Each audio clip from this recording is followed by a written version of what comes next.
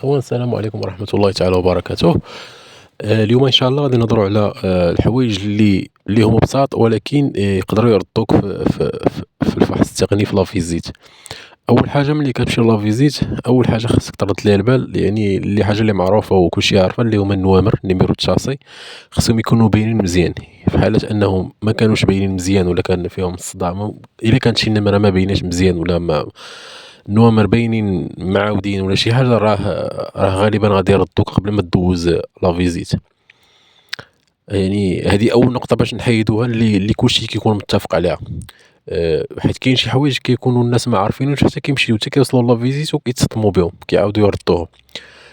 حاجة أخرى، المظهر الخارجي ديال الطوموبيل، يعني الطوموبيل ما خصهاش تكون ما خصش يكون بارشوك فيه شي ضربة خايبة، بارابولات ما يكونوش مهرسين، السينيالات ما يكونوش مهرسين، ستوبات ديال اللور ما خصهمش يكونوا مهرسين.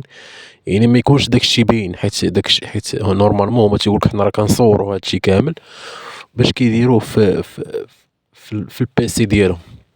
يعني حتى شي حاجة ما خصها تكون مهرسة من برا ديال الطوموبيل. ثالث حاجة وهي البلاكة ديال القدام والبلاكة ديال اللور، الا كانوا النوامر ديالهم ما باينينش، الا كانوا مسوحين، كانوا النوامر ما باينينش مزيان، راه حتى هي غادي يردوك عليها، غادي يقولوك سير حتى تصاوب البلاكة ديال الطوموبيل، تبدل البلايك، وديك الساعة اجي ندوزو ليك لافيزيت. حيت البلاكة ديال الطوموبيل كيصوروها حتى هي باش كيحطوها في البيسي عندهم. دائما نبقاو في المظهر الخارجي. كاين عاوتاني الرويد الا كانوا مشقوقين اولا ممسوحين اولا مبوطين من شبل، يعني باينين الرويد مكرفسين، فراه ما غاديش يقبلوهم لك في لافيزيت، وغادي يقولوا لك سير حتى تبدل الرويد، وديك الساعه ارجع عندنا وندوزو لك الطوموبيله في لافيزيت. حاجه اخرى عاوتاني اللي هما، دابا ندوزو للمظهر، دابا ندوزو للحاجه اللي نزيدو نتعمقوا اكثر، وهي عندك الفرانات ديال الطوموبيل خصهم يكونوا مزيانين. نسبة ديال انبعاث ديال الدخان خصها تكون مزيان.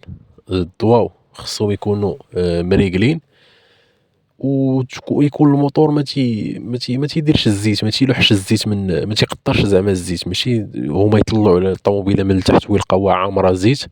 والطوموبيله ما خصهاش تكون كتجر بزاف، سوا اليمين سوا اليسار، ما تكونش ماشي غير يطلق عليها الفولون ديالها تجرو بالزربه اليمين ولا اليسار. هذيك الساعه ما غاديش يدوزها لك في لافيزيت، حيت كتكون خطر عليك نتايا.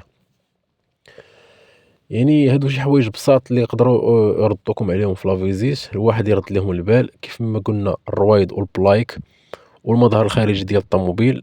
وكاين عاوتاني اللي تيحكر على طفايد العافيه ولا الجيلي ولا داك التريونغل، حتى هو كيسولوا عليه في لافيزيت، ولكن قليل، ماشي بزاف، قليل، ما تقريبا ما منعدمه تقريبا. هادشي اللي كاين الاخوان، نتلاقاو في فيديو اخر ان شاء الله.